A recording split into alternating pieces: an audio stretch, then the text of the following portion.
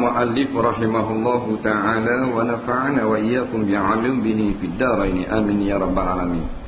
Kata pengarang rahimahullahu ta'ala, hadis yang ke-17. Kita masuk pada hadis yang ke-17. Harta riba wujud di merata tempat.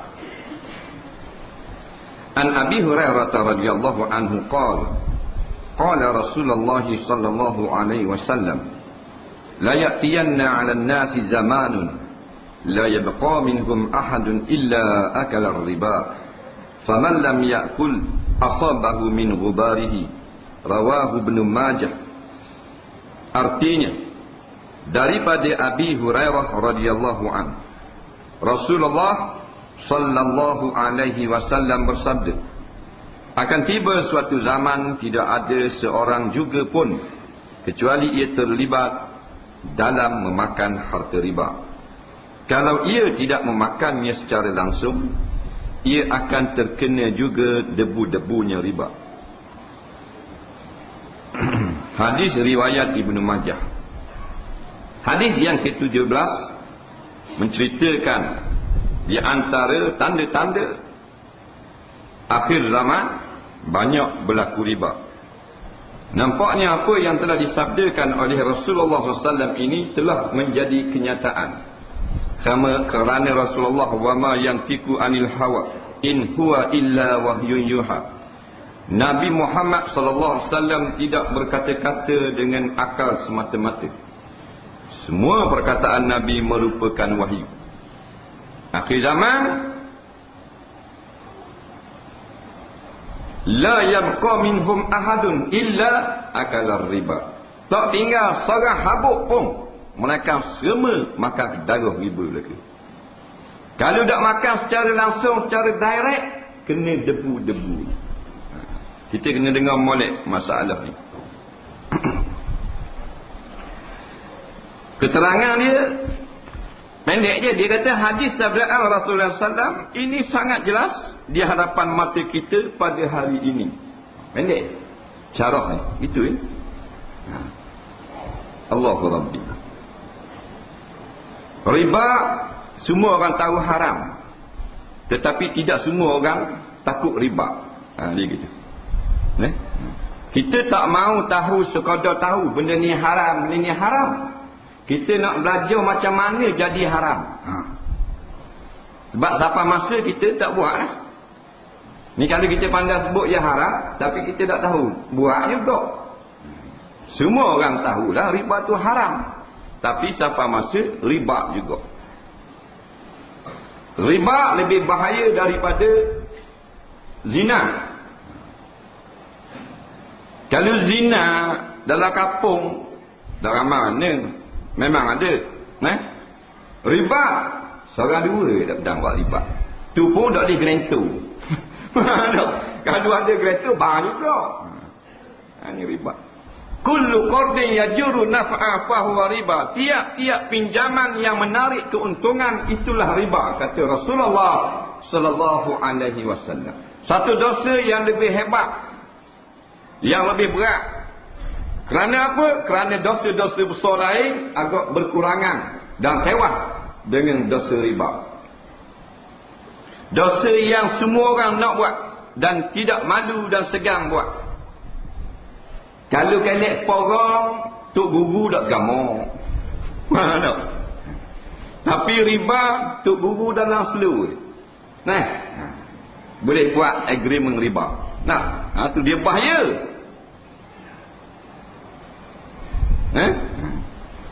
Naik atas petas joget sama, pasal sedap nak lagu, tok imam jarang berlaku.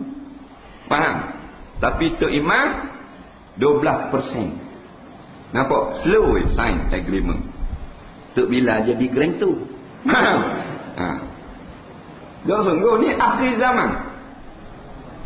La yabqa ahadun. Seorang hapuk pun Nabi kata tak tinggal. Semuanya akal riba, makan riba. Makna makan, melakukan muamalah riba, urusan riba, jual beli riba, pinjam riba, hutang riba. Akhir zaman, Ustaz juga Ustaz jarang pakai lawan dek, jemur birak mata, jarang. Tak? Tapi ustaz bahan riba 3 lauri boleh muat. Nah. Tak kira balik Mesir, balik Jepun, balik Eskimo, nampak barang mudah. Kita piping tangan Tok Imam. Mai pergi kampung Cina kali. Nah, Imam tu apa? Saya nazar lama dah nak belanja Tok Imam makan sup babi. Nah, saya belanja lah.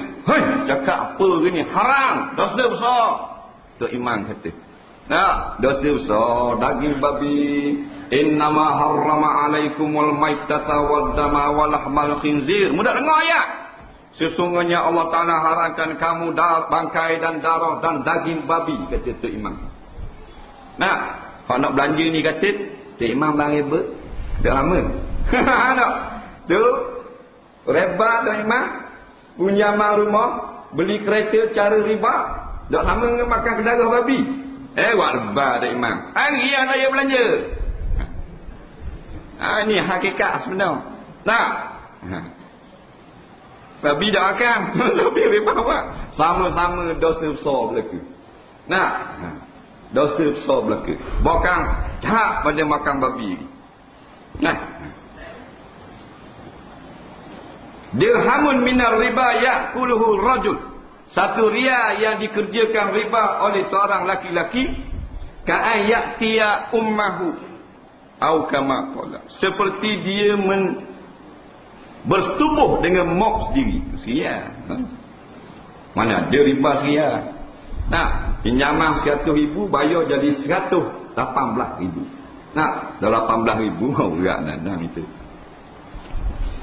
Walaupun telah ditegah 1400 tahun dah, makin kecam riba. Nampak? Wa akhzihimur riba faqad nuhu anhu, kata Allah. Allah Ta'ala cela kaum Bani Israel, kaum Yahudi, yang telah diharamkan ke atas mereka dalam kitab Taurat. Haram riba, mereka ambil juga riba. Waqad nuhu anhu, padahal sungguh telah dilarang mereka daripada mengerjakan riba. Buat juga memang jahat Israel. Israel ni memang lawan Tuhan sungguh. Nah, ayat ni ayat turun untuk Israel, Yahudi. Nah, jahat. Larang buat riba, faham juga. Israel anak beranak orang Islam juga. Dah, dalam Quran larang riba, larang juga. Dalam Islam buat juga. Adik-beradik Israel. Gitu je lah. Mana? Ya ayyuhallazina amanu taqullah wa dharu ma baqiya minar riba. Nah, hei orang-orang yang beriman, mu kena takut kepada Allah. Tinggalkanlah amalan-amalan riba ni, tinggallah. Nampak? Suruh tinggal. Tak tinggal. Bila ayat ni turun? 31 Ogos. Dah 1400 tahun dah turun ayat. Tak jadi apa. Tak. Riba ni ciptaan orang Yahudi. Dia cipta. Dalam agama Yahudi haram memakan riba sesama Yahudi. Riba adalah dikenakan selain daripada Yahudi. Dia nak khianat orang. Sama dia dalam ambil bunga. Lain pada Yahudi, Islam ke, Kristian ke, Cina ke, apa ke, kenakan riba. Nah, satu dasar untuk mengaut keuntungan secara haram. Lepas tu dia ada Bank Dunia. Bank Dunia ni tajaan Yahudi, memberi pinjaman kepada negeri-negeri Islam yang miskin. Akhirnya mereka menanggung bunga riba. Mesir negara miskin, 4 bilion interest sahaja dengan Bank Dunia. Kan 4 juta interest, 4 bilion. 4 bilion. Penuh Masjid Pinang Merah ni, P350 ya, 4 bilion. Nah, bunga saja. Dia tak mau pinjam. Nah, bila dah tak larat nak bayar, jadi lembu ikut anak suruh. Mulawan bayar dulu. Kita hutang orang kan. Tak berani lawan dah. Kita hutang dia banyak. Tengok dia, kita tembak lagi dia. Nah. Allahu Rabbi.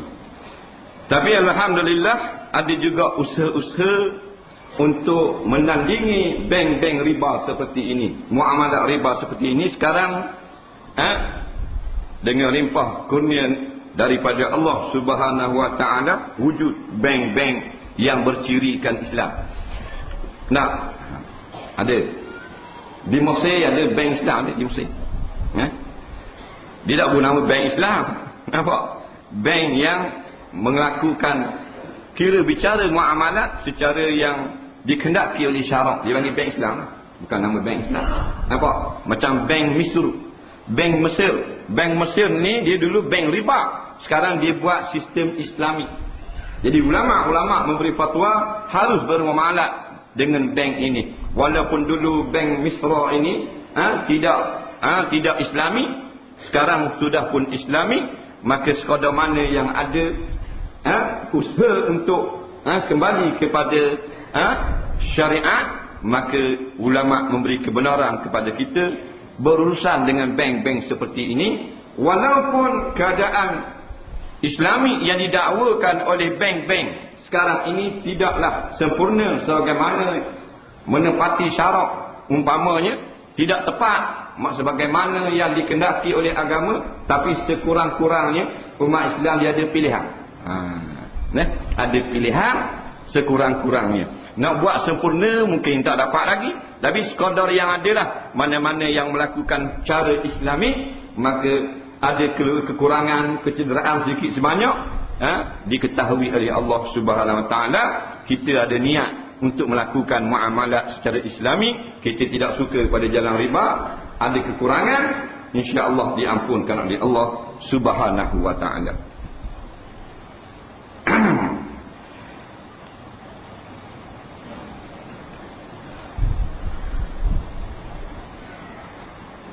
Dia tepat dengan syariat, menepati syarak, dia panggil mengikut lunas-lunas agama ataupun bank yang halal.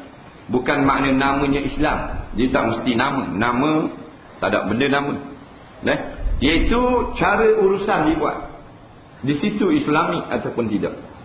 Nama tak penting. Kalau dia buat bank Islam sekalipun tetapi masih mengenakan riba, hukumnya tetap haram. Kalau nama tidak bank Islam, bank suka-suka, bank apa sajalah. Kubur nak buat apa, tapi cara pinjaman, cara hutang dibuat secara syarak, maka bank Islam dipanggil. Di segi ulama dikira bank Islam, walaupun nama dia bank ikut suka nak panggil apa pun. Cara pinjaman itu dibuat di situ. Cara faedah dibayar kepada penyimpan, situ nak jadi Islam ke tidak. Bukan nama tak jadi apa.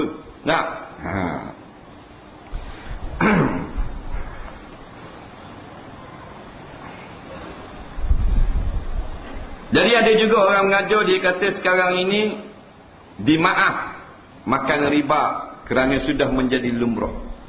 Perkataan ini ditolak oleh ulama-ulama yang muktabar. Jangan kata kerana lumrah yang halal, yang haram menjadi halal. Dia tetap haram. Yang haram menjadi halal ketika darurah. Dia jawab pula sekarang darurah boleh makan riba. Nampak? Dia jawab pula ni darurah ni. Apa makna darurah? Darurah satu keadaan yang boleh menyebabkan hilang nyawa, boleh mati orang. Itu darurah. Ataupun kecederaan anggota, ataupun melarat sakit, itu dipanggil darurah. Memang benar di dalam keadaan darurah, ulama-ulama memberi fatwa halal melakukan pinjaman secara riba, iaitu seperti contoh yang selalu dibuat oleh ulama-ulama. Umpamanya yang disebut di dalam satu muktamar tentang bank Islam di Kairo tahun 65. Contoh riba darurah yang dimaafkan. Kita ada anak kita sakit jantung dan perlu melakukan pembedahan segera. Bedah jantung ni makan macam kedah sesen 15 riyal, 8 riyal bukan, 60,000. Dan tidak ada duit wang, dan tidak ada orang yang memberi pinjam secara tidak riba. Yang ada hanyalah semua pinjaman riba. Jadi terpaksa pinjam untuk melakukan pembedahan anak, pinjam dengan bank cara riba dimaaf kerana nak menyelamatkan nyawa anak. Kerana selain daripada pinjaman bank cara riba, tidak ada lagi orang yang sanggup nak menolong. Maka ketika itulah dikatakan darurah boleh makan riba, melakukan riba. Contoh, kita nak lawa, nak comel, nak senang, riba. Darurah apa? Cari gerah.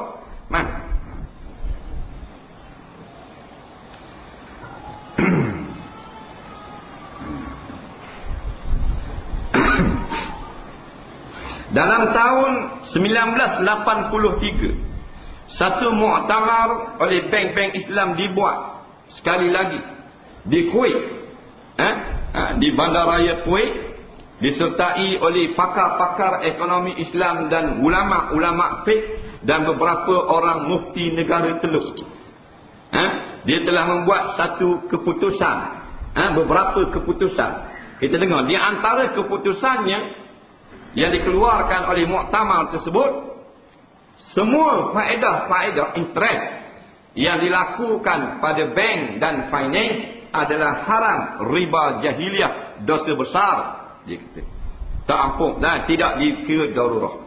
Ingat tu, semua pinjaman, faedah daripada pinjaman yang dilakukan pada bank-bank dan finance, dengan rate peratus daripada awal, semuanya adalah riba jahiliah yang haram, dosa besar.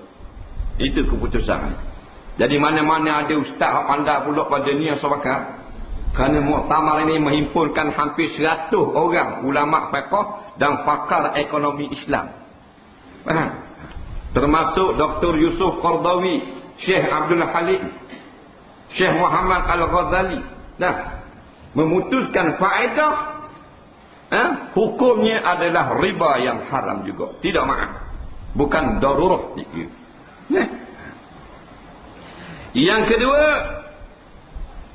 faedah daripada riba yang kita dapat di dalam di dalam simpanan bank tidak harus dibelanjakan untuk kepentingan peribadi dan orang yang di bawah nafkah. Ingat baik tu.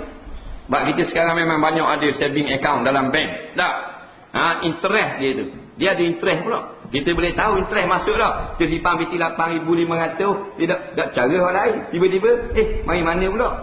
90 riyal. Ada pula. Itu interest. Interest tidak boleh belanja untuk diri kita. Kita boleh ambil balik modal kita sahaja. Faham? Kita boleh belanja untuk diri kita, anak bini kita, modal saja. Ingat baik tu. Kemudian Dr. Yusuf Qardawi menyebut jangan kita tinggal interest ini di dalam bank, kerana interest akan digunakan oleh pihak Kristian untuk membiayai gerakan memurtadkan umat Islam. Ambil bunga. Dan nak bagi ke mana? Harus digunakan untuk kemaslahat awam. Boleh. Nak buat tanda, nak buat jalan pun boleh. Untuk maslahat awam. Nak buat titi lah kampung, boleh. Kalau dah boleh, makan minum kita dan anak bini kita. Ingat tu. Ini keputusan ulama-ulama yang muktabar. Jangan tinggal. Ramai orang dia faham dah. Dia tambah ambil. Bila tidak ambil, baki daripada itu disumbangkan kepada gerakan Kristian. Dan akan menyerang pula sebagai modal anak-anak kita jadi pula. Tolong ambil lah. Interest yang ada dalam bank, bunga tolong ambil. Tak boleh makan. Untuk maslahat awam. Untuk buat, untuk kegunaan orang ramai. Banyak guna. Boleh buat pagar kat sini, boleh buat lokang, boleh buat taki najis. Banyak benda boleh buat. Sumbangan-sumbangan pada madrasah. Boleh terima benda-benda lagu tu. Tak boleh untuk kepentingan peribadi orang yang menyimpang wang. Tapi jangan tinggal. Ulama besar lama dah. Tahun 83 kedengaran dah sekali. Jangan sekali-kali umat Islam tinggal nak buat warak, bunga dalam bank. Dia akan digunakan untuk gerakan kristianisasi. Di Malaysia sekarang ini diambil daripada bunga yang ditinggal oleh tuannya, orang tak cara dah, diguna sebagai modal untuk gerakan memurtadkan umat Islam. Na'udzubillah. Kena faham baik benda lagu ni. Jangan barat juga harap. Sebab kalau kita sengaja kita tinggal, salah kita ni setuju. Wang itu digunakan untuk perkara menyerang umat Islam sendiri. Siapa nak tahu dengan jelas masalah ini, masalah qarab, masalah hutang, masalah finance, disebut dengan jelas satu persatu. Masalah mudharabah oleh Dr. Yusuf Qardawi di dalam kitab beliau yang bertajuk Fawaidul Bunud hiya ribal haram. Fawaidul Bunud hiya ribal haram. Faedah bank itulah riba yang diharamkan. Nampak? Dr. Wahabah Zuhaili sebut di dalam kitab Al-Fiqh Al-Islami juzuk yang ke-10. Juzuk yang ke-10 dibuat satu tajuk Fawaidul Bunud haramun. Tajuk tu haram tu. Maknanya faedah bank semua haram. Itu ulama yang terkini, ulama moden yang masih hidup lagi. Nah, dia warak ni tak mesti hak dulu. Dulu kini pun hak warak tetap warak, yang takwa tetap takwa. Nah, kalau ada takut Tuhan, ulama dulu buat dia. Ulama sekarang lebih-lebih lagi. Nah, tu ingat baik. Darurah ketika membahayakan nyawa anggota, keselamatan dan sebagainya, dikira darurah. Dia sangat lapar. Tak ada makanan, tak makan mati. Nak pinjam pita orang beli makanan, orang tak mau nak pinjam siap boleh. Balik RM2. Riba. Terpaksa pinjam. Nak selamat nyawa. Itu darurah. Nah, ni duduk atas-atas boleh. Bahan kursi set harga RM8,000. Buat pinjaman riba. Mana boleh. Nah, darurah. Boleh tak duduk takkan mati. Duduk dalam kursi, duduk atas-atas, tak mati-mati pun.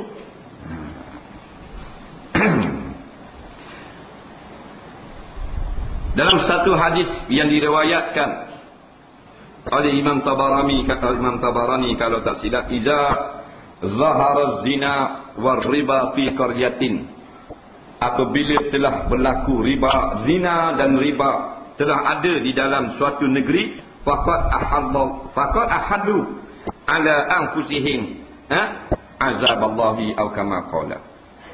Apabila telah berlaku zina dan berlaku muamalat riba di dalam sebuah negeri, berlaku dah sekarang, maka penduduk negeri itu sebenarnya telah menghalalkan turun azab daripada pihak Allah.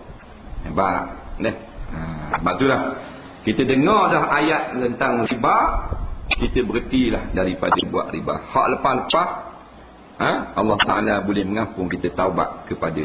Nak kita kena ada satu azab, kasih kepada perkara yang halal, benci kepada riba. Di antara perjuangan umat Islam yang payah, iaitulah perjuangan menentang muamalat riba ni. Lama peperangan. Nah, musuh ni tak siapa lagi negeri kita, dia ada dah dalam negeri. Hak musuh tu Yahudi duduk di Israel. Tapi agenda dia riba, amalan dia duduk dalam negeri dah. Pertahan dia amalkan siang dan malam dah. Kita juga mesti dikira sebagai satu jihad untuk membasmikan riba, membebaskan tanah air umat Islam daripada muamalat yang sangat dilaknat oleh Allah ini. La'anallahu akilar riba wa mukilahu wa syahidahi wa katibah. Allah Ta'ala melaknat orang yang makan riba, pihak bank, pihak finance. Ceti. Dulu uduh ceti. Dulu uduh orang cerita ceti zaman dulu keli, hitam betul. Cawak kata ada tak kan? Kepik payung saya. Pinjam 10, bayar 13. 3 riyal pun. Lain ni comel. Hak tukang buat riba, pakat kuk, pakat tab gadong. Macam di lampu kacang. Duk laikong. Ada kata sebeh pula di kereta ni. Dia ceti. Dia kerja bagian meluluhkan riba. Ceti ni. Kita ceti ni kan? Ceti modding. Pegawai tu kerja dia libat bagian riba, pinjaman riba, hutang riba. Boleh kereta diubuh sebeh. Subhanallah. Apa tak cah? Dah mu pegawai riba.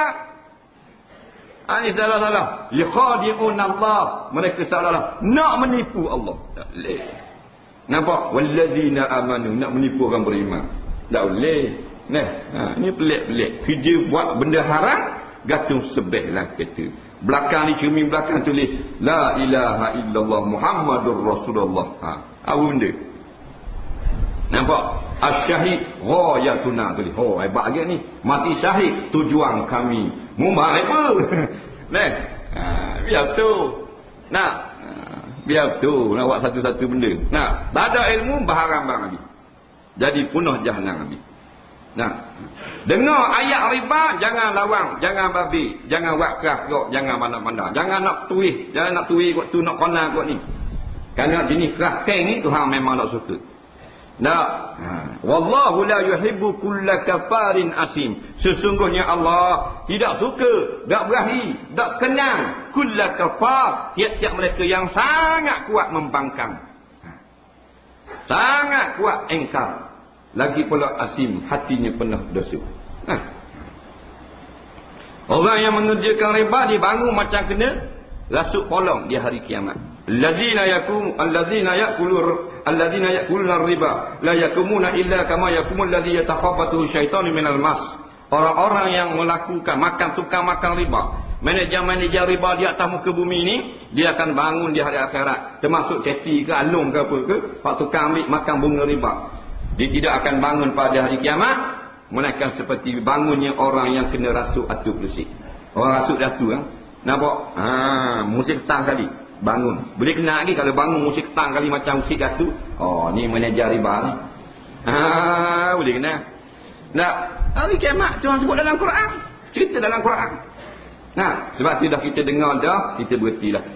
Nah, man ja'ahu mau'izatun min rabbih fantaha. Barang siapa yang telah datang keterangan, peringatan daripada Tuhannya tentang haram riba, fantaha, dia berasa serik, berasa insaf. Salahnya aku dengar orang ngajar malam duk buat riba selama ni. Fantaha, berhenti. Falahu ma salafa, maka hak lepas-lepas tak apalah, jadi harta dia lah. Tak payah bakar lah rumah hak pinjam lepas dah. Kereta tak satu lah dalam sungai Paka, hak lepas dah. Nampak? Wa amruhu ila Allah, terserah kepada Allah. Nampak? Maknanya Allah Taala Maha penerima taubat. Yang yang Tuhan dah apa? Dengar dah bab riba, kata haram. Tak lain kata boleh. Tu payah. Tu tak gremeng tu. Tak ada berasa kesal, tak ada berasa apa juga nanang. Nah, jadi dia rohok dia ni. Dia ni nak beli kereta cash tak beli. Tak beli cash. Nak suruh jadi riba belaka. Nah. Nak jadi riba belaka. Nah, tapi alhamdulillah tempat kita ni ada lagi pinjaman-pinjaman dan bank-bank riba pun sekarang ni dah ditengok musim. Nah, orang dah ada kesedaran tentang Islam, ada pula sekarang ni. Dia buat apa pilihan secara apa benda ni konvensional dan secara Islami. Jadi ulama kata apabila satu bank itu dia ada dua pilihan, macam sekarang ada berlaku dah, nak pinjam cara biasa atau cara Islami, maka kata ulama-ulama di dalam pakar-pakar ekonomi Islam, umat Islam tidak lagi boleh membuat pilihan, melainkan wajib, nampak, mengikut sistem Islami. Nampak? Haram dah. Dulu boleh kata tidak ada pilihan. Semua muamalat secara riba. Sekarang satu bank ada dua counter riba, counter tidak riba. Maka bila ada lagu tu, wajib orang Islam memilih counter Islami. Walaupun tidak apa benda sempurna, tetapi kita telah pun ada pilihan jalan yang halal, maka haram lagi kita nak meneruskan nak pakai konter-konter seperti biasa. Ini kena jaga baik. Melainkan beberapa kes-kes yang tertentu.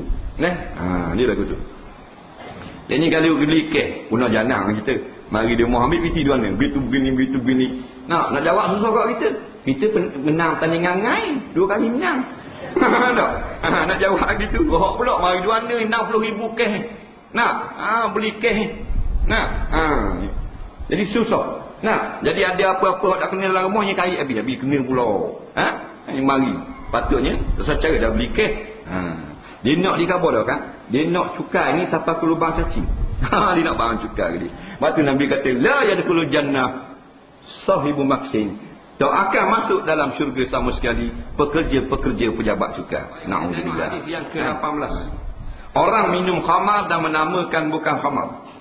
Ana Abi Malik al-Asy'ari radhiyallahu anhu qala Rasulullah sallam la yashrabanna an-nasu min ummati al-khamra yusammunaha bighairi ismiha yu'zaku ala ru'usihim bil ma'azif wal mughanniyat yaqsifullahu bihumul arda wa yaj'al minhumul qiradata wal khanazir.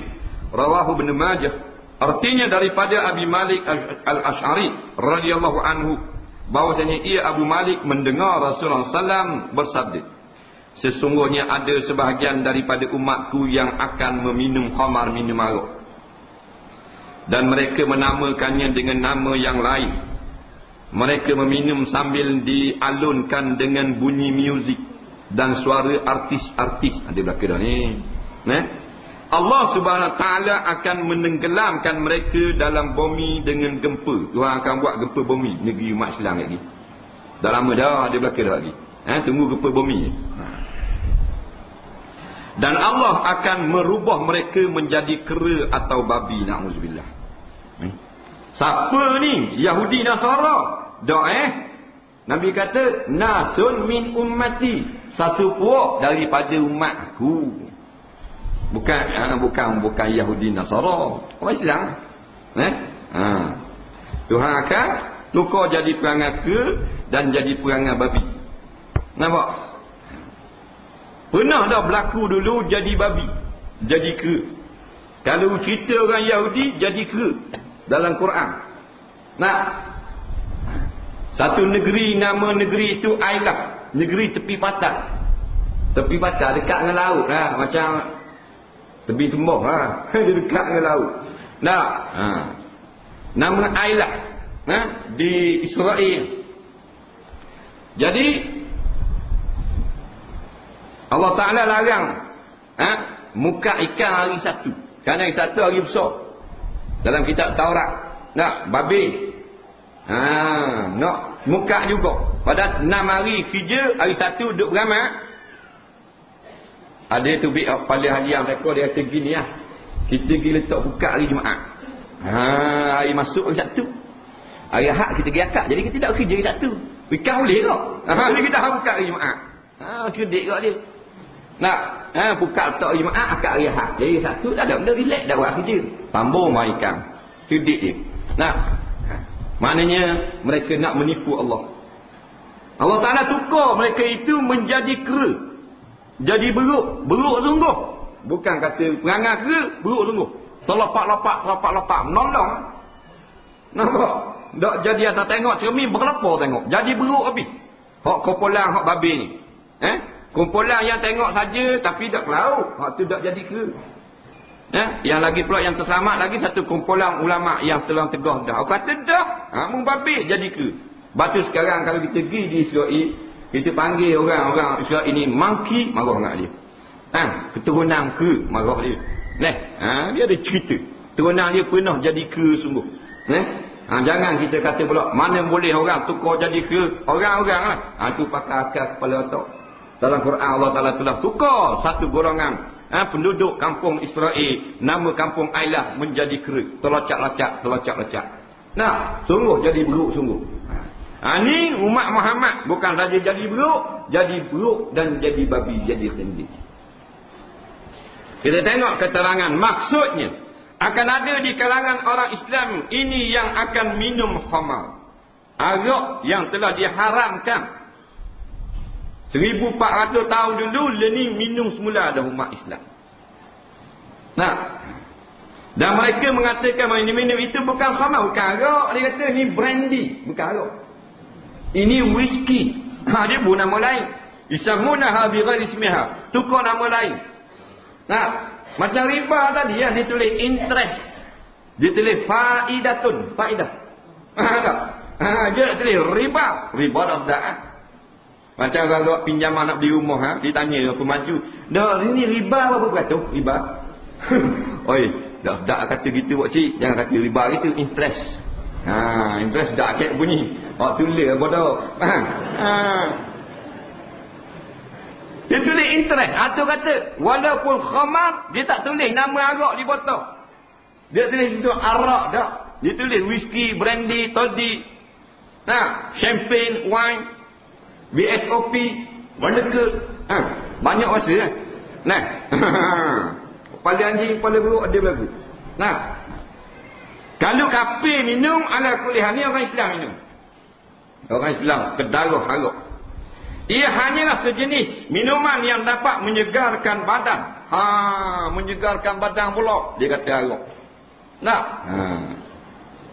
Kan dulu dia kan, masa kita cek-cek itu, kita ingat lagi. Iklan jenis tau. Dia kata jenis tau. Unggaliki nalade nasaru sabdunalla. Faham? Tak sungguh ni. Kau tak silap lah zaman cek hari tu. Tahun 78 ke 9 saja. Tak ingat dah. Nahu kena kedok tak tahu. Maknanya terjemahnya, minumlah jenis tau setiap hari. Ianya baik untuk kesihatan anda. Baik untuk kesihatan. Apabila diharamkan arak, Nabi pernah jumpa arak dalam rumah. Sayyidina Ali jumpa arak dalam rumah Ummu Salamah. Ummu Salamah radhiyallahu anha. Tanya, gua ni arak ni ada ni. Kata Ummu Salamah, nak buat berobat anak puang dia. Kau minum tahu dah haram obat anak puang. Nampak? Maka katanya Sayyidina Ali karramallahu wajhah, Allah Ta'ala tidak menjadikan obat bagi umatnya daripada perkara yang telah diharamkan oleh Allah. Lebih kurang kita kata terjemah Melayu. Tapi Sayyidina Ali cakap Arab, cakap Melayu gitu. Nampak? Inna Allah lam yaj'al shifa'a ummati bima hurrima 'alaiha. Lebih kurang itu au kama qala. Sesungguhnya Allah tidak menjadikan obat bagi umatku perkara yang diharamkan atas ni. Tak lewat berobat. Macam seorang haji lah. Cerita ni di Patah Barat. Berobat tak baik. Akhirnya jumpa pakar sesen.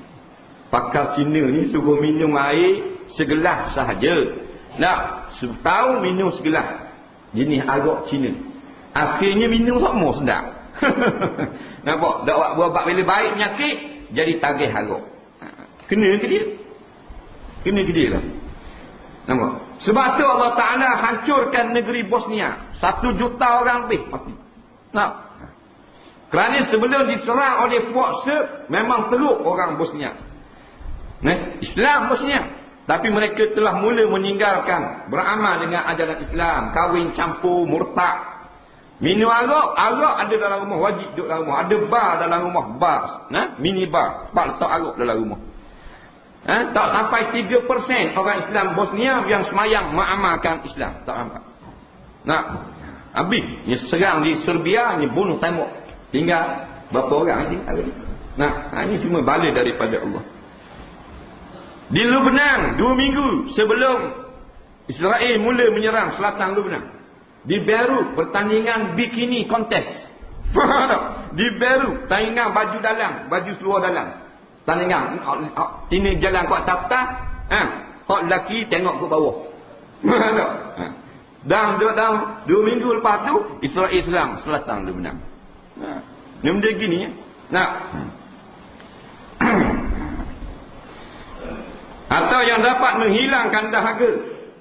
Tak boleh menghilangkan dahaga. Dia adalah penyakit, bukan obat arak ni. Sebab tu bila dengar haram arak, turun ayat haram arak, sahabat berlari balik di rumah katak arak. Patuh habis tong-tong arak, payah arak. Kerana sebelum tu sahabat ada kat minum arak. Sedap haram ni. Bila haram arak, dengar haram je, hacul bu katak. Sampai jalan-jalan di Madinah tu sampai penuh dengan arak. Busuk hong bau. Banyaknya pecah arak. 1400 tahun. Kita 1400 tahun dah Tuhan larang. Kau besar gila arak. Kau banyak jual 7-Eleven macam-macam. Ada jual arak belaka dah. Mereka akan memberikan suatu nama kepada minuman ini yang menunjukkan bahawa ia bukan khamar. Macam-macam juga. Ada alkohol. Ribena tu ada alkohol tu, tak boleh minum. Anak-anak jangan boleh minum. Walaupun ada beberapa pihak yang menafikan Ribena ni ada alkohol, tetapi headquarters Ribena di Birmingham di England mengaku ada lebih kurang 6 atau 7% alkohol dalam Ribena. Headquarters di sendiri mengaku. Jangan beri minum Ribena kepada anak-anak. Tak boleh. Haram. Tetapi sebenarnya ialah khamar yang telah diharamkan oleh syarak. Khamar ni maknanya benda yang menutup. Bila minum, tutup api akan. Sebab tu kalau tudung orang Pahang dipanggil khimar. tudung. Bila pakai khimar, tak nampak rambut. Daripada lapar khamrun. Nah, khamar, benda yang menutup. Bila minum, tutup akal. Bahar rambang kali. Nah, kalau mayang bahar rambang, tak minum arak. Nah, tapi tak semayang lah biasanya. Biasanya tak semayang. Dan benar seorang sahabat dia semayang dalam keadaan baru lepas minum arak. Kerana masa itu belum lagi haram arak. Tapi ada lagi sahabat yang terbawa tabiat lama dia minum arak dan semayang. Dia baca surah Qul ya ayyuhal kafirun a'budu ma ta'budun, dia kata lebih kurang gitulah. Hei orang yang kafir, kamu semua tereka tak kembang kau. Jadi balik baca. Dah pening. Palestin tak kena cakap mana.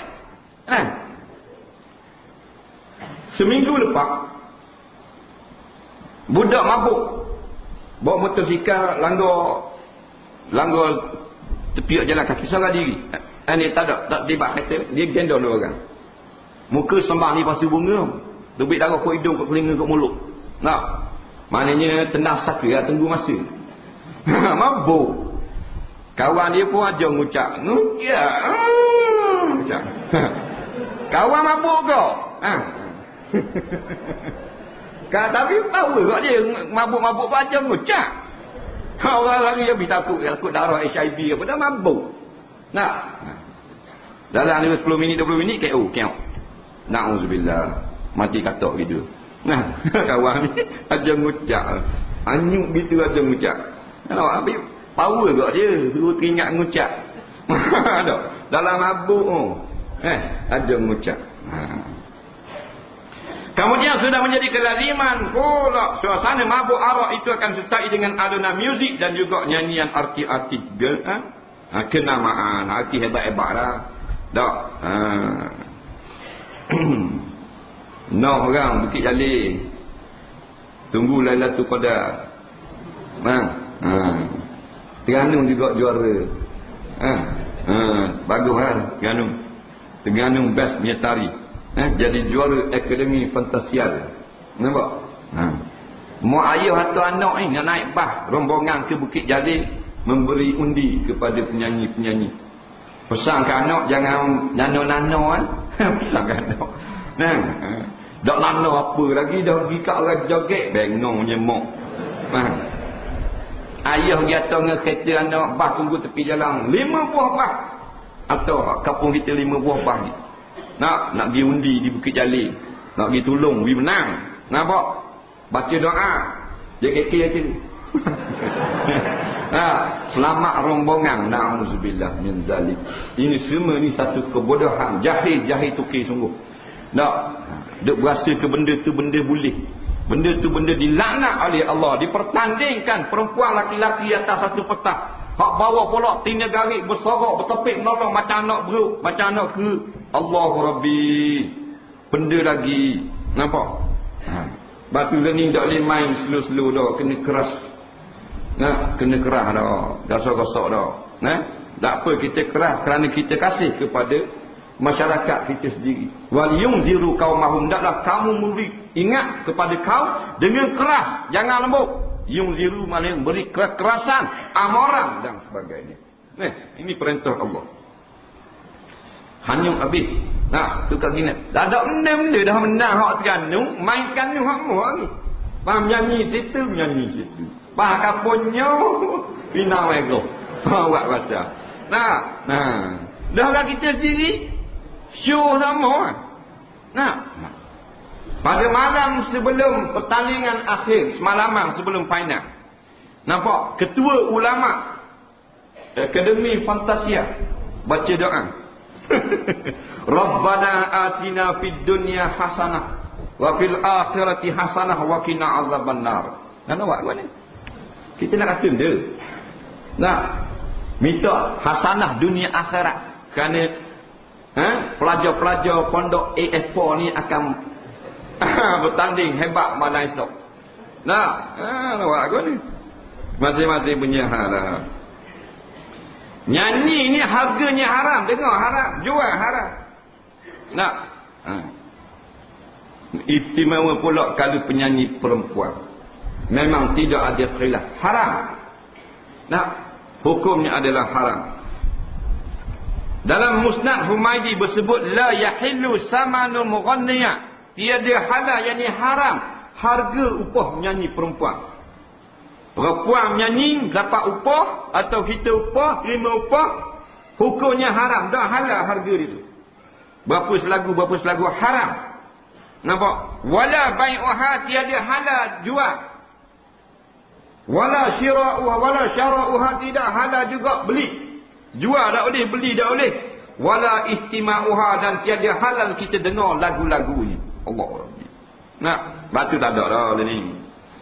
Habis depan TV belaka dengan cucu, mak tu ada belaka, sesek. Nampak? Sesek. Berapuk pasang. Dah painat. Tak ada orang jalan raya ni. Habis dah jual, tengok menyanyi. Suka sangat dah. Ayah tak ada. Ayah tak ada. Ayah pergi kerja cari makan. No. Ngemok. Tengok. Ngetuk belanja terik atas lembek. Doktor duduk dapur, usung lembek buat depan. Nampak kan? Nak tengok juga. Doktor bunyi motosikal ayah balik. Otak kasih. Ayah buka pintu, doktor nak tutup TV. Ayah kata, mana menang?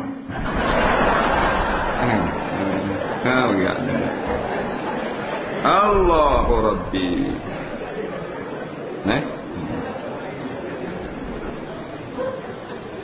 Lain ni bukan saja agak lah, macam-macam habis lah. Dengan pay kuda, dengan pay khinzir, dengan obat batuk, dengan ekstasi, macam-macam. Dengan daun ketung, dengan candu, dengan heroin 5, nombor 4, nombor 5. Habis ada belaka dah umat Islam. Belaka. Nampak? Benda lagi buat mari. Nampak? Bahang belaka. Buat marilah. Nak kelang belaka, nak makan kedarah belaka. Habis-habis sesak, sehabis-habis menyeleweng, habis-habis gelicik. Ni zaman ni. Semayang tak dah, makrifat tak ada dah. Tak ada benda halu. Mati katok, mati katok. Seorang tabi'in tu dia, orang tanya dia apa mung insaf dah lah ni. Jadi baik dah. Dulu dia hero. Dia pun cerita, dia kata kuntu anbashuru kubura, dulu aku kerja gali kubur. Fara'aitu fiha amwatan musrifina minal qiblah. Aku tengok mayat-mayat berpaling daripada kiblat. Fasa'atu ahliha anhum, maka aku tanya anak beranak mereka ni, mayat buat benda itu. Yang jadi mayat tak tengok tak kiblat, belaka pusingnya, membelakangkan kiblatnya, tengok tak matahari naik batu ni. Tak pelik ni mayat ni, kawan tanang ngadak kiblat, tak ngadak kiblat. Dia tanya anak beranak je. Maka anak beranak dia cerita, kanu yashrabunal khamra fid dunya. Mereka ini di dalam dunia kerjanya minat minum arak. Wa matu min ghairi taubatin, dan mati tak sempat nak taubat. Nauzubillah. Maknanya mati dalam keadaan masih lagi ada perangai minum, suka minum arak, suka isap dadah dan sebagainya. Benda-benda yang muskil, yang menghilangkan akal. Mati sesat. Mati macam sembah torekom. Pada dalam hadis-hadis sebut mudbinul khamri ka'abidi wasani. Orang yang kekal perangai suka benda mabuk-mabuk ni sama macam hak sembah berhala. Allah, macam sembah berhala. Macam hak sembah tak pekong. Udah ni. Dah boleh hasil. Kalau tak mabuk 40 hari Tuhan tak terima amal. Barang siapa hak minum tak mabuk. Man yashrabil khamra wa lam yashkar, barang siapa yang minum arak tetapi tak mabuk. Nampak? A'radallahu minhu 40 lailah, Allah Taala berpaling daripadanya 40 hari. Tak ada rahmat Allah. Sembahyang tak terima. Wa man yashrabha, dan barang siapa yang minum arak wa yaskur, dan dia itu mabuk. Bila dia mabuk, lam yakbalillahu minhu 40 lail. Berpaling tadi, berpaling daripada rahmat. Kalau mabuk tak terima pula segala amalan 40 hari 40 malam. Na'udzubillah. Dalam supermarket ada jual. Dalam kedai-kedai 7-Eleven ada jual. Tak boleh. nak berhenti daripada arak, tak boleh. Jadi negara-negeri arak nak memberi sumbangan melalui cukai. Melalui cukai. Kasbut saja tahun 2005 jualan sebelum cukai saja 1,400,000,000 1 bilion 400 juta. 1 bilion 1.4 bilion sebelum cukai. Tu baru kasbut. Angka dia dah masuk lagi. Jinas banyak syarikat-syarikat arak yang ada saham di papan saham. Boleh kita negeri umat Islam ada jual arak, ada kilang arak, ada apa. Sangat benar sabda junjungan besar Nabi SAW ini. Gempa bumi demi gempa bumi berlaku di beberapa tempat di dunia ini sebagai satu siksaan daripada Allah Subhanahu wa ta'ala. Dan jika golongan ini belum sampai ke peringkat diubah bentuk badan mereka menjadi kera atau babi, tetapi perangai dan cara hidup mereka sudah banyak menyerupai perangai dan cara hidup kera dan babi. Kalau tu muka tak mau jadi muka babi, tubuh tak jadi tubuh kera, tapi perangai jadi perangai kera. Gi mari. Babi berakhir zina, gi mari tak kena likuk waktu. Erek orang ni hak tu pula. Hak ni baku hak tina siapa hak datang pula biar ambil. Tak. Habis kampung dah ni berzina. Habis kampung berzina. Ini yang kata bila zahir dah perzinaan dan riba di dalam satu negeri, faqad ahallu bi ala anfusihim azab Allah. Sesungguhnya penduduk negeri itu telah menghalalkan turun azab Allah ke atas mereka sendiri. Wallahu subhanahu wa ta'ala a'lam. Kita tengok soalan. Saya nak tanya satu soalan. Hukum semayang kita berimam seorang imam yang hanya memakai Quran dan sunnah sebagai perundangan, tapi menolak dan tidak menggunakan ijma' dan qiyas seperti golongan Wahabi. Siapa golongan Wahabi dan bagaimana keadaan pegangan? Adakah golongan ini termasuk dalam golongan ahli sunnah wal jamaah? Apa hukum mengadakan majlis tahlil sekiranya ada kematian? Baik. Dia menolak ijma' dan qiyas adalah satu perkara yang akan mencederakan akan hukum hakam Islam itu sendiri. Nak beramal dengan hadis atau ayat-ayat yang sharih saja menyebabkan banyak kita ketinggalan daripada hukum Islam. Kerana kita nak faham Al-Quran dan hadis, kita perlu kepada istihad daripada ulama, pandangan-pandangan ulama. Mereka lebih kenal daripada kita. Jadi seruan supaya balik kita ikut Quran hadis saja, jangan ikut ulama, ini adalah tidak benar. Jangan kita terpengaruh. Dia kata apa kita nak ikut ulama? Ikut Quran hadisnya. Ini kita dengar bunyinya molek, manis bunyi, tapi kita nak buat punah jahanam habis. Boleh ke kita nak balik pada Quran dan hadis tanpa kita rujuk pada kitab ulama? Boleh? Kita nak tengok Quran dah aci pakai tafsir, kena tafsir diri. Dan kalau kita buka tafsir Al-Qurtubi, Qurtubi ulama. Kena tengok ayat nak tafsir Quran ni boleh tafukan habis. Ada masalah. Kita nak kata hadis ni sahih, kita kena cek sendiri. Kalau kita kata Bukhari yang kata sahih, tak boleh. Bukhari ulama. Mu kata nak Quran hadis saja, Bukhari tak boleh pakai, Bukhari ulama. Ini golongan-golongan ni menggunakan perkataan-perkataan yang manis, kita terpedaya. Ya sungguh, apa pergi ikut mazhab? Ikut hadis, ikut Nabi. Jadi seolah-olah ulama mazhab Imam Syafi'i ikut syaitan. Imam Maliki ikut Iblis, dia ikut Nabi. Sebenarnya perkara yang disebut dengan jelas dalam Quran, dalam hadis, tidak ada mazhab dah. Wajib semayang sehari semalam 5 waktu, tak ada mazhab, tak ada khilaf. Yang ada khilaf ni yang tidak disebut dengan jelas, ataupun ada berlaku khilaf pada masalah martabat hadis, sahih ataupun tidak, ada berlaku khilaf. Kalau ulama ni dia kata sahih, dia beramal dengan hadis tu. Ulama tu kata tak sunat benda ni, pasal sisi dia, kajian dia, hadis ini adalah dhaif. Contoh yang amat mudah. As-sariqu was-sariqatu faqtu' aydiyahuma. Al-ayat. Tersebut dalam Quran, pencuri laki-laki dan perempuan sabit kesalahan, potong tangan kedua ni. Tidak ada dalam Quran, dalam hadis sebut nak potong kat pergelangan, kat lengan, kat siku, kat bahu, kat mana. Bila gitu buka kitab fiqh ulama-ulama, dia ada berlaku lain pendapat. Ada mazhab kata kat pergelangan, Ada mazhab kata dekat lengan, ada kata kat situ. Tapi semua adalah tangan belaka. Jadi sah belaka. Lepas tu nak ikut Nabi, nak buat mana? Nak ikut Nabi buat mana? Nabi potong tangan tapi tak sebut tangan kat mana. Ikut Nabi. Nak ikut mana? Tadi nak ikut. Pasal tak sebut dengan jelas. Nak. Dia gitu. Jadi kita ni memang nak ikut Quran hadis, tapi perlukan penjelasan ulama. Tu saja. Kerana kita bukan ulama. Kita ustaz. Faham? Ikut ulama. Ulama terdahulu dia lebih mengenal hadis, mengenal ayat Quran daripada ulama kerja lebih dia. Dia dekat. Nah. Kerana ulama ni dia kerja dia nak kalau boleh seboleh-bolehnya nak mengajak manusia semua balik pada Quran dan hadis. Cuma pandangan mereka berbeza, jadi seolah-olah tu banyak. Itu sahaja je. Nah. Siapa golongan Wahabi ni? Golongan Wahabi ni maksudnya orang-orang yang mengikut akan pendapat seorang ulama yang bernama Muhammad bin Abdul Wahab. Lebih kurang 300 tahun dulu, Muhammad bin Abdul Wahab ni adalah memulakan satu gerakan membenteras amalan-amalan khurafat di Hijaz, di bumi Arab Saudi.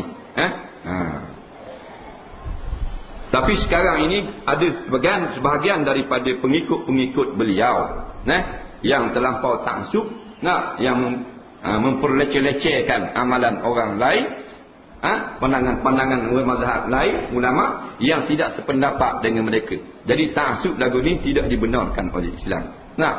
Benda yang ada khilaf adalah merupakan satu rahmat bagi kita. Benda yang ijma' haram minum arak tak ada khilaf dah. Itu tak ada mazhab. Jadi asalnya molek gerakan-gerakan mereka ini memeteras khurafat, puja kubur dan sebagainya. Tapi setengah-setengah pengikut melarat. Bukan Wahabi saja, pengikut mazhab Syafi'i, pengikut mazhab Maliki, akhir-akhirnya kadang-kadang mereka ta'assub. Siapa orang tak baca kunut pun marah. Ni pengikut mazhab Syafi'i yang ta'assub. Macam puak Wahabi juga. Jangan berdoa lagi. Kita kena faham benda ni benda khilaf, kita kena faham selalu. Bukan saja pengikut Wahabi yang ta'assub, pengikut ahli sunnah wal jamaah lama yang ta'assub. Dia berbangga dengan ahli sunnahnya saja. Muhammad ada ahli sunnah mendakwa saja, mendakwa mengikut mazhab Syafi'i. Tapi mengikut ke tak? Mendakwa saja. Jadi bila kita ta'assub, kita tak terima pendapat orang lain, kita pun jadi macam golongan macam Wahabi juga, yang suka mempertikai hak orang lain, padahal apa yang dipertikaikan itu adalah pandangan-pandangan ulama-ulama yang muktabar.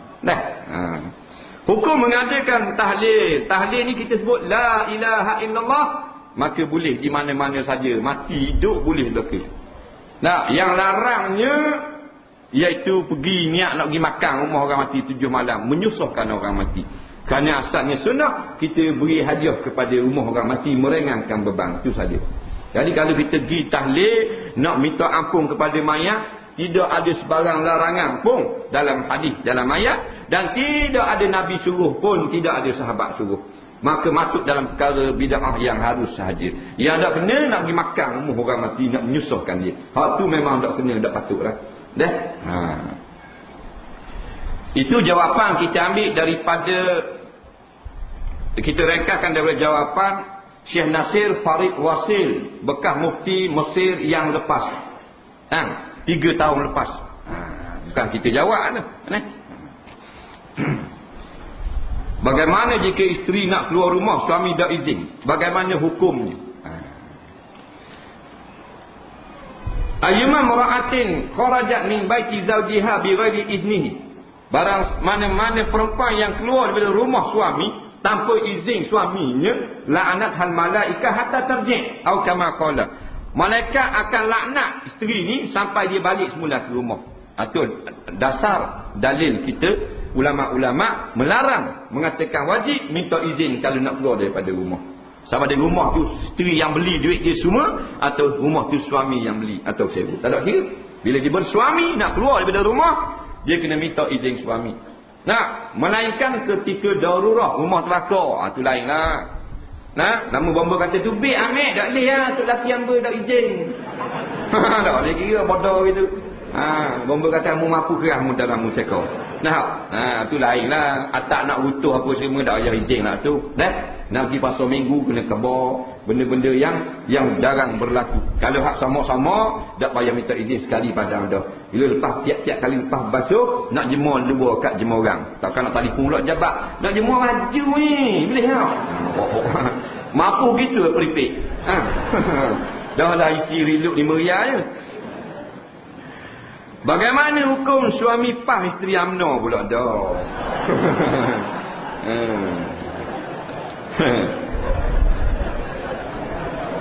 Macam-macam ni nak kenal. Tak gini tanya kau. Yang kalau kata nak nikah apa tu? Puteri macam ni. Molek lah tak ada. Kita sebenarnya kita nak betul semua orang. Kita pun kita nak betul, balik sana pun nak betul. Nak betul tu bukan nak suruh jadi pah, nak suruh ikut Islam dengan sebenar-benarnya. Tak mau jadi ahli saja, ramah ahli saja. Orang dengar tak pergi. Orang semayang hidup main jam, tak mau ahli saja gitu.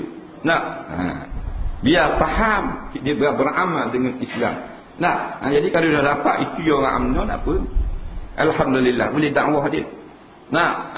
Sebab ar-rijalu qawwamuna 'alan nisa. Yang payah ni takut suami tu. Suami tu nampak lakbung bini dia bulang dengan abang. Ni dah ada apa dah, dibuat kerah-kerah sangat. Nampak ambil selimut puak lalu. Perempuan. Dia nak kerah dengan tok lelaki dia, tutup pintu, tutup api, tutup ibu api. Mu nak lawan aku ajak pergi kamu tak mau pergi. Suruh isi borang nak isi borang, cari kaset-kaset bunyi atu pasang keluar. Tobek kecilnya. Abai nak. Masuk lalu borang. Gitu. Jadi gini, benda ni tak ada masalah atas kita. Tiap-tiap suami mesti menunjukkan ahlinya daripada benda-benda yang tidak baik. Aku ahlikum nara, tugas kita lah. Tak salah kata ni, isteri kita orang Yahudi boleh. Boleh tak? Isteri Yahudi, orang Islam kahwin dengan perempuan Yahudi Nasara. Boleh tak? Boleh. Faham? Dia tak Islam, dia tetap agama Yahudi, tetap Kristian. Tu imam kahwin dengan Jennifer Lopez. Ada apa? Hukumnya sah. Kena sah. Lagi dengar. Sah lah kan tanya. Sah dah isteri Yahudi Nasara.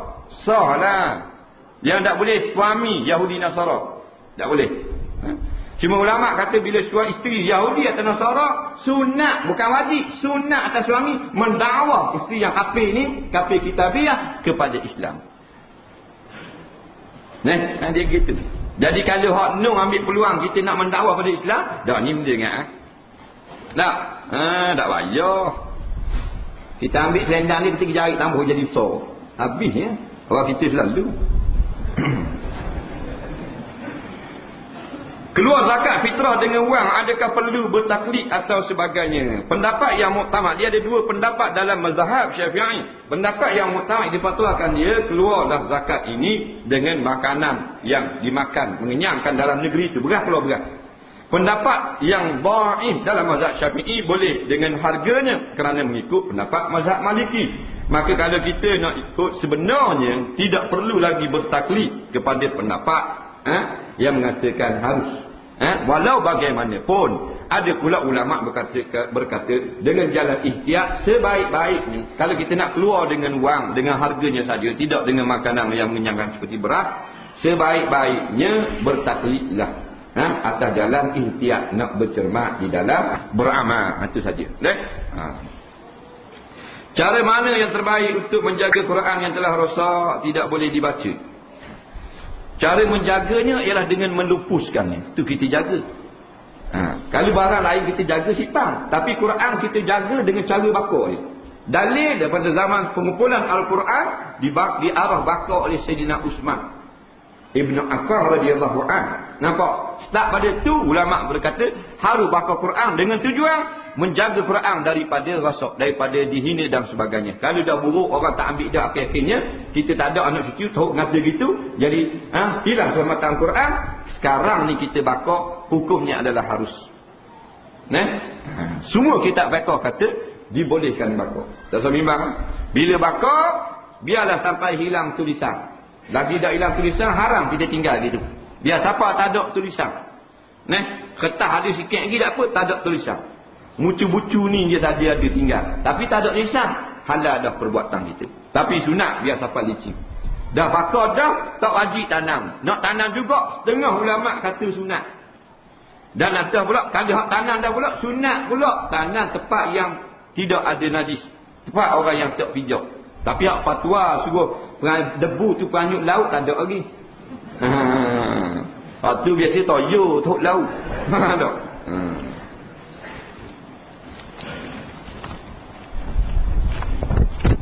Dah lah ni, banyak-banyak ni. Lapor dulu. Bagaimana keadaan manusia bila Allah menaikkan matahari sebelah barat? Adakah manusia masih berusaha seperti biasa atau sebaliknya? Baik. Tanda dekatnya mana bumi ni nak kiamat kita selalu dengar dalam hadis-hadis. Tak, banyak sebut dalam kitab-kitab yang muktabar bahawasanya Allah Ta'ala akan naikkan matahari daripada pihak barat. Sekarang ni naik daripada pihak masyriq. Maghrib ni tepat jatuh belah barat. Dia naik belah jatuh, dia naik balik.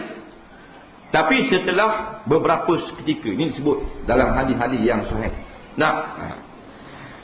Bila naik sebelah barat, maka orang-orang yang beriman, yang bertuah, dia akan insaf, bertaubat dengan segera. Maknanya dia faham dah ni. Ini kejadian ni, dia faham dah fenomena ni. Tapi golongan kafir, munafikin dan orang yang tak tahu ke benda, yang celaka, dia tetap akan meneruskan amalan seperti ini. Disebut dalam kitab-kitab seperti Tazkiratul Qurtubi. Nampak? Sebut dalam kitab beliau. Ibnu Katsir sebut di dalam kitab beliau tentang yaumul qiyamah. Golongan-golongan fasik ni, golongan-golongan orang ingkar, mereka tetap akan bermain seperti biasa. Bahkan disebut pada setengah-setengah kitab ulama. Sebelum naik sebelah barat, dia jadi gelap dulu dunia ni. Tak ada matahari tu. Masa gelap ni, orang yang beriman, dia akan berasa takut. Dekat ni, pelik dah ni, nak kiamat dah ni. Tapi golongan tak beriman, dia tengok gelap. Kau sedap nyanyi. Tak ada sirah dah ni, nyanyi nak mau. Siap dengan wayang kulit, dikir karu, habisnya waktu bit. Dah 3 malam gelap, dah tu bit lagi. Orang beriman duduk rumah belakang dah nung. Astagfirullah. Ni kita. Sebab tanda-tanda kejadian alam ini, orang yang guna akal je, dia akan fikir. Orang tak ada otak, dia tak guna. Tak ada otak. Inna fi khalqis samawati wal ardi wa ikhtilafil laili wan nahar. Tak sampai kepada akhir sekali dah kata semua ni la ayatil liqaumi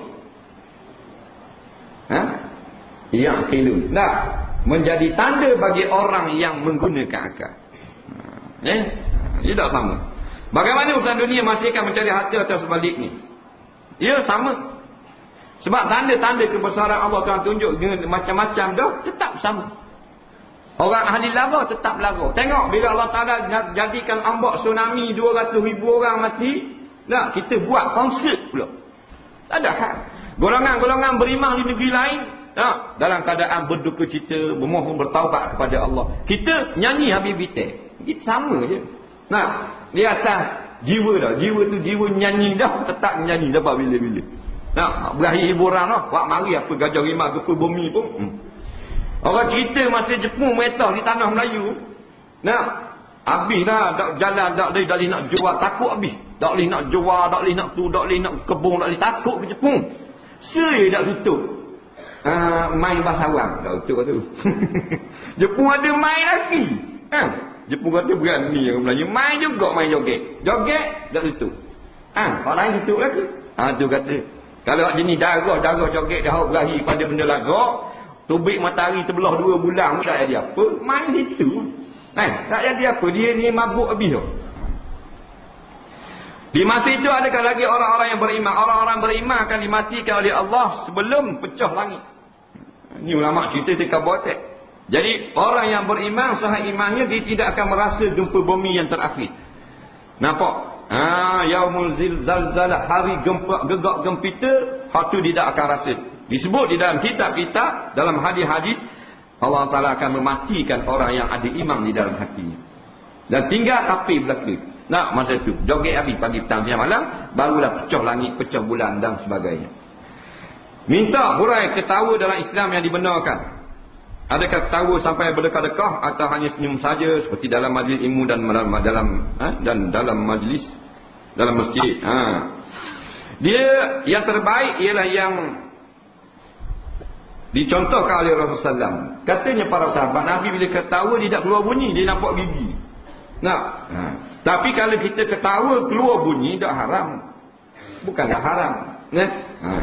Yang haram ini sampai tak sedar ke diri. Suka tanpa tak sedar ke diri. Hak tu haram kata ulama. Suka. Orang dewasa suka. Dia kata tu. Kat sini kat lain. Jangan berdoa lalu. Tak suka tak ada. Dia keluar suara tak ada masalah. Cuma yang terbaik Rasulullah. Sahabat keluar suara. Pak Malik Rasulullah. Mana gitu. Tak boleh sampai berdoa lalu. Orang je. Orang puang suka. Anak daga. Anak daga suka gitu. Ngalah hak bela bolong. Hak bela bolong slow suka. Tapi ada juga orang buat bini. Bagaimana kita nak mengikut kumpulan mengajak kita keluar ke jalan Allah? Jalan mana pula? Seperti keluar 3 hari atau 40 hari dan 4 bulan. Ni benda ni. Mak paka. Keluar nak di mana?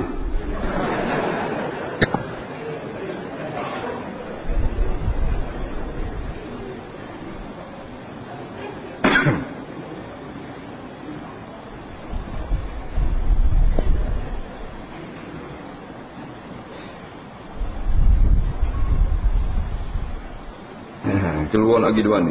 Yang disuruh keluar iaitu keluar mencari ilmu, keluar belajar agama, keluar berjihad, itu ada.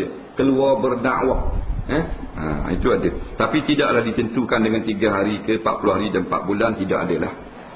Itu hanya pendapat orang-orang yang kemudian. Adapun berjalan pada muka bumi dengan aman 4 bulan dalam ayat tu, itu bukan ayat jamaah dakwah, itu ayat orang kafir. Mana orang kafir boleh bebas, ada orang haram bebaslah 4 bulan boleh berjalan sana kemari. Jalanlah 4 bulan. Pok-pok kafir. Pasal lebih pada 4 bulan ni kami boleh perang kamu. Itu maksud ayat. Kita faham, keluarlah 4 bulan. Tak benar gitu. Falaula nafara min kulli firqatin minhum ta'ifatun yatafaqahu fid din. Gitu. Kenapa tidak berangkat satu puak daripada golongan kamu yatafaqahu fid-din, supaya mengaji agama biar pandai. Itu aja. Bukan pergi berjalan saja. Bukan pergi pukul gambar situ, pukul gambar sini. Tak. Yatafaqahu fid-din, supaya jadi faqih, jadi alim dalam agama. Waliyungziru kaum, balik pula memberi peringatan kepada orang ramai. Jangan buat gini haram, jangan buat gini haram. Itu tujuan.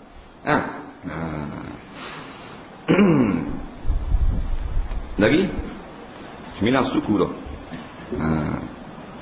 Kita jawab semula dah ni dah. InsyaAllah kita jawab semula. Bulan depan ke insyaAllah. Dan sekali lagi bulan depan tak? Dan sekali lagi. Wallahu subhanahu wa ta'ala a'lam.